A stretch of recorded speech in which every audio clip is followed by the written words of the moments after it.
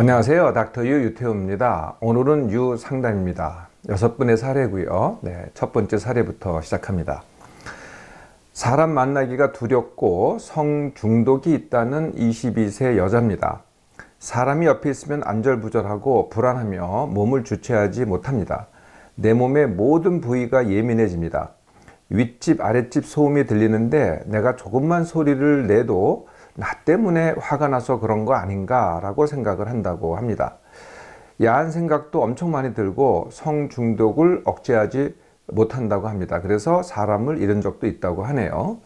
어릴 때부터 대인관계가 어렵고 부끄러워 혼자 있는 것을 좋아했습니다. 중학교 때 반 아이 1명 때문에 학교 다니기를 꺼렸고 그 뒤로 학교를 빼먹은 날이 많았다고 합니다. 고등학교 때는 한 달 다니고는 아예 자퇴를 했다고 하네요. 그 이후 알바를 해서 조금씩 말도 하고 나아지긴 했지만 아직도 많이 힘들다고 하네요. 이제 22살이 됐죠. 만으로 22살입니다. 지금까지 이제 닥터한테 얘기한 게 과거죠. 그래서 닥터는 항상 어떻게 하라 그래요? 오늘부터 새로 시작해라. 근데 많이들 이제 과거를 정리하고 시작하려 그래요. 이 사례자도 그런 거죠. 내가 과거에 이랬는데 어떻게 하면 좋겠느냐. 과거 정리하지 말고요. 그냥 새로 시작하세요. 그러니까 현재 내 상태 그대로 받아들이고 새로 시작하는 거죠. 현재 내 상태는 어때요? 사람 만나기 어렵고 소음에 민감하고 성충동이 있다. 이게 이제 현재죠. 그래서 어떡하지? 이게 질문입니다. 그럼 이제 시작이 되거든요. 당장 시작할 수 있는 거는요, 이미 했듯이 알바로 시작을 하세요. 알바 등 뭐든 좋습니다. 무슨 일이든 시작을 하라는 거죠. 일을 하면요, 어차피 사람을 만나게 돼요. 아무리 피하려도 만나게 되죠. 그래서 사람과 부딪히게 되면 어떻게 돼요? 이제 자꾸 이유를 따지면 회피하게 되죠. 회피하지 말고 부딪혀라. 그게 이제 방법입니다. 처음엔 당연히 힘들죠. 잘 안 되고요. 실수도 많고요. 그래도 자꾸 하면 할수록 이미 그걸 경험해 보셨겠지만 하면 할수록 사람도 쉬워지고 일도 더 잘하게 됩니다. 그래서 편해지면은요, 그 다음에 또 할 게 많겠죠. 남친 쉽게 만들기. 이 또한 역시 마찬가지로 부딪혀서 하는 거고요. 처음에 잘 안 되는 것이 당연합니다. 그래도요, 될 때까지 계속하면 됩니다. 다른 진로를 생각해도 마찬가지죠. 처음부터 잘할 수 없어요. 과거 때문에 처음부터 잘할 수 없고 남같이 잘할 수 없다는 거죠. 나의 현재로 시작해서 차근차근 될 때까지 하면 됩니다. 근데요, 시작만 해보세요. 의외로 빠릅니다. 두 번째 사례입니다. 남편과의 대화가 거의 질식할 정도이고 차별을 한 엄마가 용서가 안 되는 44세 주부입니다. 남편이 집안일을 제대로 안 한다고 역정을 내고요. 어릴 때 엄마의 차별에 대해서 하소연을 하면은 그러니까 차별당했지 하면서 무시를 한다고 합니다. 남편과의 대화가 끝까지 간 적이 없고 결국은 큰 소리를 내고 끝났다고 하네요. 외동딸이 하나 있는데 20살인데 그나마 대화가 되는 편이고 그래서 조금은 위안이 된다고 합니다. 중학교 때부터 엄마가 이제 본인이 장녀였던 모양이에요. 장녀인 본인에게만 학대를 하고 가시돋침말을 하고 차별을 많이 했다고 합니다. 3남매였는데요. 자기가 장녀고 본인이 장녀고 나머지 2명도 그런 엄마에게 순종은 했지만은 결과적으로 어떻게 됐냐면은 이 신체 성장에서 차이가 났다고 하네요. 그래서 나는 작고 동생들은 어떤 이유든 월등하게 컸다. 이를 이제 지금에 와서 엄마한테 얘기하면은 엄마는 기억이 안 난다고 하면서 화만 낸다고 합니다. 그런 엄마가 이해가 안 되고 그때 생각만 하면은 원망이 되고 용서가 안 된다고 합니다. 그래서 우울증도 겪고 있다고 하네요. 44세 주부입니다. 남편과 살림의 문제는 현재고요. 엄마의 문제는 이제는 내 기억으로만 존재하는 과거의 문제입니다. 지금 두 개가 동시에 일어나잖아요. 현재와 과거가. 그래서 두 개를 엮잖아요. 이렇게. 그러면 현재 같은 이 상황이 됩니다. 이것도 안 되고 저것도 안 되고 하나도 해결이 안 되잖아요. 보통은 이제 이 전 사례에도 제가 말씀드렸지만은 보통의 경우에는 과거의 문제를 해결해야 현재 문제가 해결된다라고 이렇게 시작을 해요. 근데 그 반대입니다. 현재 문제를 먼저 해결하면은요, 과거의 문제도 해결이 되는 거거든요. 그래서 현재부터 집중을 해보세요. 네, 현재 문제는 뭐예요? 네, 당장 문제는 살림이죠. 네, 살림 쉽게 하기부터, 이렇게 쉽게 하기부터 먼저 하고요. 남편과의 대화하기는요, 과거 문제를 이제 얘기하지 않고, 그 다음에 살림 쉽게 하기를 하잖아요. 예, 그러면은 쉽게 풀리지 않겠어요? 그게 모든 문제였던 걸로 지금 드러나고 있으니까. 이렇게 이제 현재 문제를 다 풀잖아요. 그러면 나중에 알게 되겠지만은, 과거의 엄마 일도요. 예, 그게 지금은 굉장히 나한테 이제 파괴적이고 상처로 남아 있잖아요. 그런데 똑같은 과거의 일인데 어떤 사람은 그게 상처가 돼요. 어떤 사람은 그게 경험이 돼서 능력이 올라가거든요. 네, 이 반대 현상이 생깁니다. 네, 그게 추억이 되기도 하고 오히려 경험으로서 내가 앞으로 이제 44세니까 이 상고보다 훨씬 더 살거든요. 네, 앞으로 살아갈 때 큰 경험 또는 능력으로 남게 될 겁니다. 세 번째 사례입니다. 엄마 아빠가 싸울까봐 불안하고 힘든 21세 여대생입니다. 엄마 아빠가 싸우면 아빠는 엄마를 죽일까봐 또는 엄마는 자살을 할까봐 늘 불안하다고 합니다. 내가 없으면 두 분이 싸울까봐 어디를 놀러 가도 혼자 가지를 못하고 같이 다닌다고 하네요. 한 번은 학교 수련회를 혼자 갔던 모양이에요. 그러고 나서는 굉장히 크게 울었다고 합니다. 엄마 아빠 안 싸우게 하려고 공부도 열심히 했고 일부러 집 근처에 대학도 집 근처 대학을 갔다고 하네요. 두 분이 싸우면 엄마 아빠 비위를 맞춰주고 서로의 말을 전해드린다고 합니다. 두 분 다 자신의 하소연을 털어놓고 이 딸인 나에게 기댄다고 하네요. 이 대학생이라서 아마 임용고시를 앞두고 있나 봐요. 근데 임용고시도 부모를 두고 멀리 갈 수가 없어서 일부러 포기를 했다고 합니다. 오빠나 남동생, 그러니까 이제 딸이고요. 오빠가 있고 남동생이 있나 봐요. 부모의 싸움에 전혀 개입하지 않지만 나는 그럴 수가 없다고 합니다. 부모님은 어릴 적부터 싸웠는데 아빠는 폭력적이고 엄마는 툭 하면 자살하겠다고 해서 아파트에서 뛰어내리려고 한 것을 우리 딸이 몸으로 막은 적이 있다고 합니다. 그런데요, 싸울 때는 이렇게 험악하게 싸워도 싸우고 나면 또 언제 그랬냐는 듯이 이런 일을 좀 흔히 보죠. 화목하게 또 잘 지내신다고 합니다. 아직도 엄마는 종종 아빠한테 자살할 것이고 그것은 내 탓이다, 너 탓이다 라고 말하기는 한다고 합니다. 이 문제가 부모가 죽어야 정말 끝나나 라고 생각하니 자신이 너무 비참하다고 하네요. 어떻게 여기서 벗어날 수 있을까? 네. 문제는 두 가지죠. 네. 싸움을 잘하고, 잘하는 부모. 그러면서도 또 화목하게 사는 부모가 있고요. 또 그런 부모가 걱정된다고 내 삶이 없는 나가 있겠죠. 네. 이게 이제 어렸을 때는 뭐 그럴 수밖에 없을 것 같아요. 의존하기 때문에. 근데 이제 지금에 와서는 이제 그게 아니라는 거죠. 현재는 이제 두 가지 문제입니다. 해결 방법은요, 어떻게 하면 되겠어요? 부모의 문제는 부모가 해결해야죠. 네, 나의 문제는 내가 해결해야 됩니다. 지금까지 봐왔지만 엄마는 사실은 자살하지 않습니다.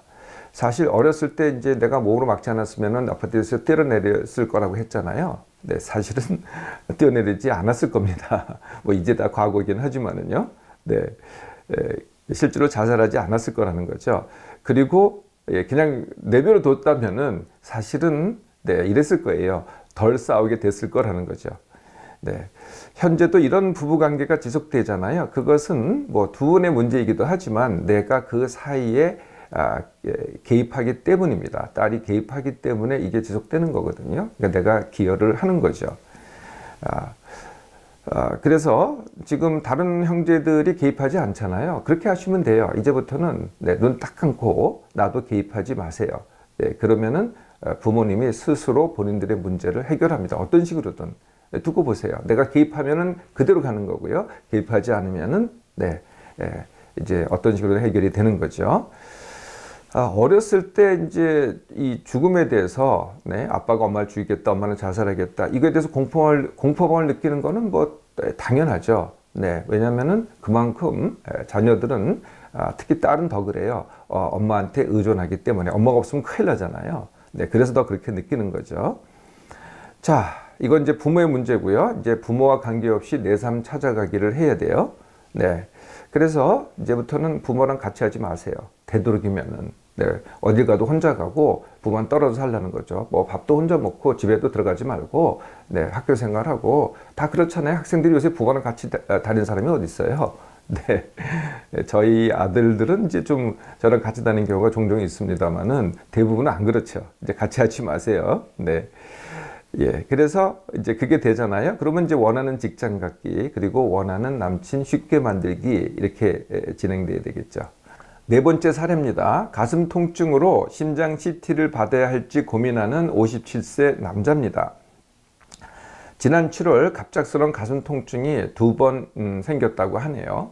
이후 가벼운 발걸음 정도의 움직임에도 가슴 통증이 오고 안정을 하면 좋아진다고 합니다.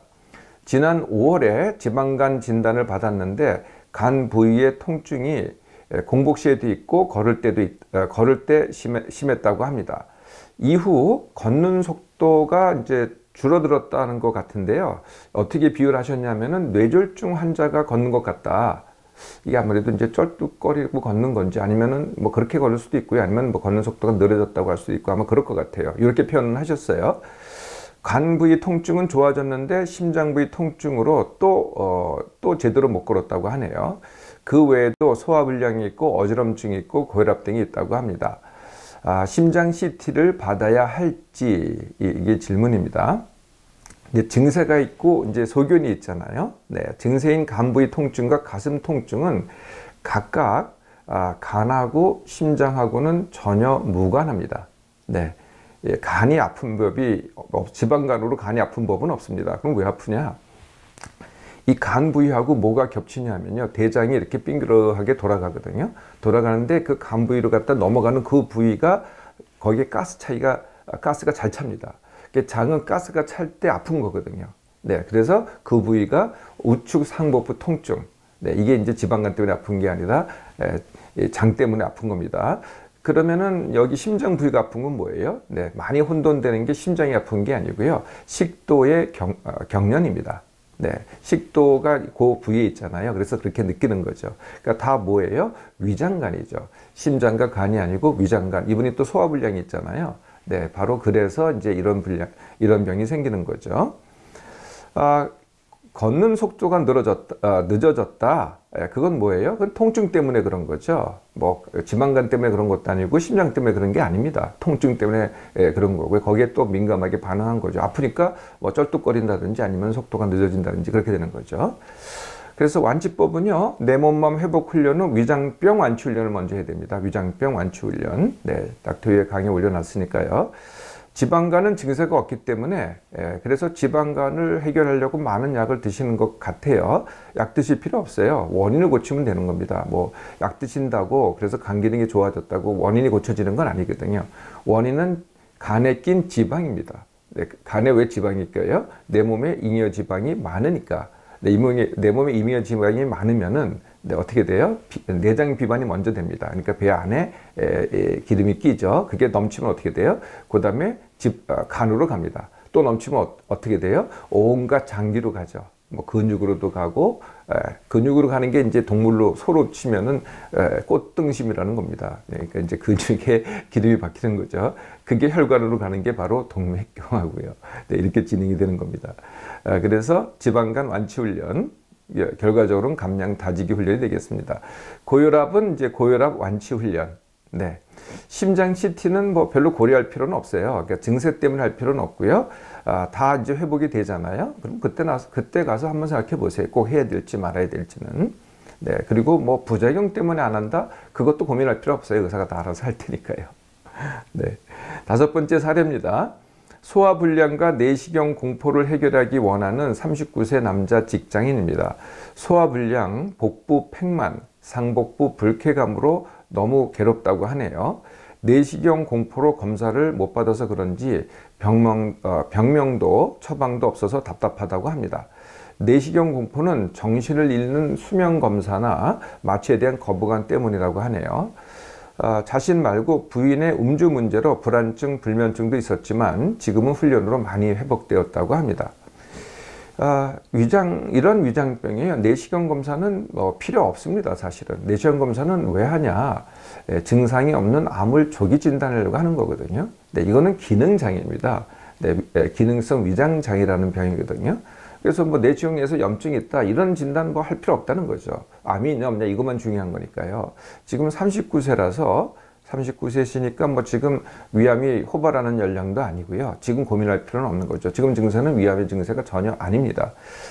그래서 역시 마찬가지로 내 몸만 회복 훈련 후 만성 위장병 완치 훈련. 네. 그래서 내시경 검사는요, 이거 완치하고 나서 해도 전혀 늦지 않습니다. 뭐 내년쯤 받아도 저는 늦지 않다는 거죠. 그리고 내시경 할 때 꼭 수면으로 할 필요 없어요. 과거에는 정말 내시경이 엄지보다 더 두꺼웠거든요. 그래서 정말 고통스러웠어요. 이게 수면을 안 하면은. 근데 요새는요, 이 새끼손가락보다도 요 정도 될 겁니다. 굉장히 가늘거든요. 네, 그래서 수면 안고 받아도 됩니다. 위 내시경은요. 대장 내시경은 좀 다르지만은, 저 자신도요, 닥터유도요, 위 내시경 할 때는요, 그냥 완치 안 하고 합니다. 수면 안 하고 하는 거죠. 예, 그래서, 뭐, 내년쯤 생각해 보시고요. 그것도요, 수면하지 않고 하면은 뭐 아무 문제가 없겠죠. 마지막 사례입니다. 배변 후 항문 출혈의 원인과 해결책을 묻는 36세 남자입니다. 얼마 전 변을 보다가 뚝 하고 피가 떨어져서 이렇게 흥거히 고였다고 하네요. 본인은 내치핵 또는 치질 같은 말입니다. 내치핵이라고 생각하는데 이것이 완치가 안 되는 병인지 웨이트 트레이닝을 한다고 하네요. 근데 어디서 막 그런 말을 들은 모양이죠. 웨이트 트레이닝이 치질에 나쁘다, 치액에 나쁘다. 그만둬야 하는지, 혹시 치액이 아니고 치열은 아닌지. 네, 치핵은 다 아시죠? 치핵은 이제 치질하고 같은 말이고요. 이 항문 주위 혈관이 늘어나서 생기는 병이고요. 치열은 항문이 찢어지는 병입니다. 사실 원인은 다 같습니다. 배에다가 변은 나오려고 안 그러는데 배에다 힘을 두니까 그게 나가면서 항문을 찢고 나가는 거거든요. 찢고 나가던가 아니면은 혈관을 갖다가 누르니까 혈관이 늘어나서 생기는 병이거든요. 다 원인은 배에다 힘을 주는 게, 미리 가서 배에다 힘을 주는 게 원인입니다. 네, 어찌됐든 그게 치액이 됐든 치열이 됐든 네, 치료법은 같습니다. 네, 그래서 제가 그러니까 배변 훈련인데 변비 완치 훈련을 올려놨어요. 그리고 치질 완치 훈련. 이 똑같은 현상이거든요. 네, 그래서 치질 완치 훈련 그리고 배변 훈련을 하시면 됩니다. 웨이트 트레이닝은요, 치액의 원인이 아닙니다. 제가 배에다가 힘주는 게 원인이었기 때문에. 네, 그래서 그것도 배변할 때 배에다 힘주는 겁니다. 그러니까 평소에 배에다 힘주는 거는 원인이 아니죠. 네, 그래서 해도 무방합니다. 네, 6번의 사례를 마쳤고요. 네, 다음 시간에 또 만나도록 하겠습니다.